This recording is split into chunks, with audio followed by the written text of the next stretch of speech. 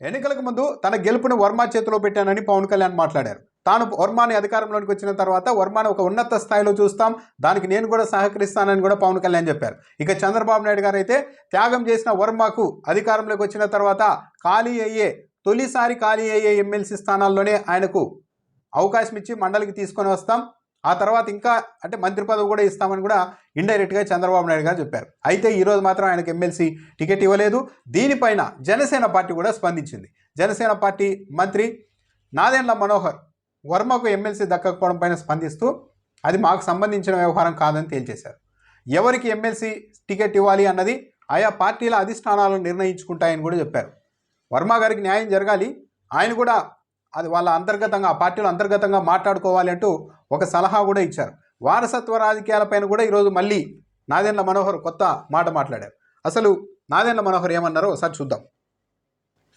అదేవిధంగా వర్మ గారు చాలా సీనియర్ పొలిటీషియన్ అండి. ఆయన కూడా సుదీర్ఘమైన ప్రయాణం చేశారు. పదవులు ఎవరికి కేటాయిస్తారనేది ఏ పార్టీ అధిష్టానం వాళ్ళు నిర్ణయం తీసుకుంటారు. పవన్ కళ్యాణ్ గారు మనస్ఫూర్తిగా ఎప్పుడు కూడా నాలో ఉన్న నాయకుల్ని కూడా ప్రతిసారి అదే అంటున్నారు, ఏదో వారసత్వ రాజకీయం అని ఎవరు అంటే చాలా పొరపాటు. అది పవన్ కళ్యాణ్ గారు ఎప్పుడు కూడా కోరేది అంటే యువ నాయకత్వం, కొత్త నాయకత్వాన్ని మనం ఎంకరేజ్ చేయాలి, ఎంతమందికి అవకాశం ఇవ్వాలి అంతమందికి ఇవ్వాలి మన అవకాశం అని నిలబడతారు. ఆయన చాయిస్ ఇస్తే ఆయన పదవి తీసుకోరు కానీ ఇతరులకు పదవి ఇచ్చే మనిషి ఆయన. కాబట్టి వర్మ గారి విషయంలో కూడా ఖచ్చితంగా ఆయనకి న్యాయం జరగాలి. ఆ విధంగా ఆయన గౌరవించుకుంటాం. ఆయన కూడా వాళ్ళ పార్టీలో ఉన్న అంతర్గత విషయం వాళ్ళు మాట్లాడాలి. కూటమిలో భాగస్వాములుగా ఆయన సహకరించారు. పవన్ కళ్యాణ్ గారి యాక్షన్ నిలబడ్డారు. అందరూ కూడా ఆయన గౌరవించుకుంటాం. అంటే వర్మ గారిని కేవలం గౌరవిస్తాం కానీ పదవుల విషయంలో మాకు సంబంధం లేదని చెప్తున్నారు. వారసత్వ రాజకీయాలపైన ఎవరైనా మాట్లాడితే తప్పు అని పవన్ కళ్యాణ్ గారు మాకు పదే చెప్తున్నారని కూడా అన్నారు. కానీ ఇదే పవన్ కళ్యాణ్ గారు గతంలో వారసత్వ రాజకీయాల గురించి ఏం మాట్లాడారో కూడా ఉంది కదా. నాకు కుటుంబ పాలన నాకు ఇష్టం లేదు. నిజంగా కుటుంబం అంతా సేవ చేయాలంటే వెనకుండి చేయొచ్చు, చాలా సేవలు చేయొచ్చు. అందరూ చట్టసభలకు రావాల్సిన అవసరం లేదు. దాని బదులు చాలా మంది కొత్త వాళ్ళు రావచ్చు. మీలాంటి ఎంతమంది యువకులు, దేశం కోసం పాటుపడగలిగిన యువకులు ఎంతమంది రాజకీయాలు తీసుకురావచ్చు. ఎంతసేపు నా ఇంట్లో వాళ్ళే, నా కూతురు, నా కొడుకు, నేను, మా మేనల్లుడు అంటే కుదరదు.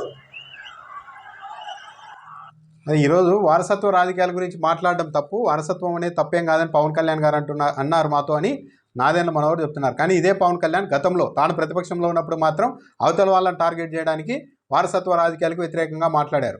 సేవ చేయాలంటే పదవులే అవసరం లేదు, అందరూ చట్టసభల్లోకి రావాల్సిన అవసరం లేదు బంధువులంతా అని కూడా మాట్లాడారు. కానీ ఈరోజు నాగబాబుని ఎమ్మెల్సీగా తీసుకుంటున్నారు, ఆ తర్వాత మంత్రిని కూడా చేయబోతున్నారు. అంటే వీళ్ళే వారసత్వ రాజకీయాలకు వ్యతిరేకంగా ఒకసారి మాట్లాడతారు, మళ్ళీ వీళ్ళ దగ్గరికి వచ్చేసరికి, వీళ్ళ కుటుంబాల దగ్గరికి వచ్చేసరికి మాత్రం వారసత్వ రాజకీయాలు తప్పే కాదు అని మాట్లాడుతున్నారు. పైగా నాదెండ్ల మనోహర్ చెప్తున్నారు పవన్ కళ్యాణ్ అనే వ్యక్తి ఎలాంటి వారంటే కావాలంటే తాను పదవి తీసుకోకుండా పక్కన వాళ్ళకి ఇచ్చే రకం అని కూడా చెప్తున్నారు.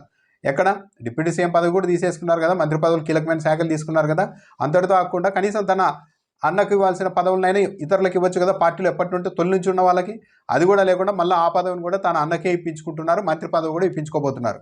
అలాంటప్పుడు వారసత్వ రాజకీయాల గురించి మాట్లాడే ఇది ఎక్కడ ఉంటుంది. దాంతోపాటు వర్మకు చెక్కు పెట్టేందుకే పిఠాపురంలో వైఎస్ఆర్సీపీ నుంచి మాజీ ఎమ్మెల్యే పెండెం దొరబాబును తీసుకొని వచ్చారా అన్నదానికి కూడా నాదెండ్ల మనోహర్ స్పందించారు.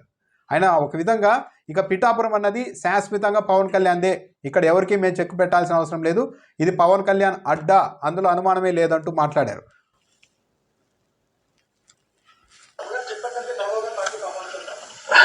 దొరబాబు గారు ఎలక్షన్ ముందే వద్దామని అనుకున్నారు, కొన్ని కారణాల వల్ల రాలేకపోయారు.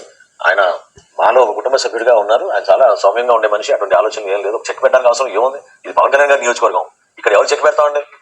కంప్లీట్ గా ఇది పిఠాపురం అనేది పవన్ కళ్యాణ్ గారి అడ్డా, అది ఇంకా దాని గురించి ఆలోచించాల్సిన అవసరం లేదు.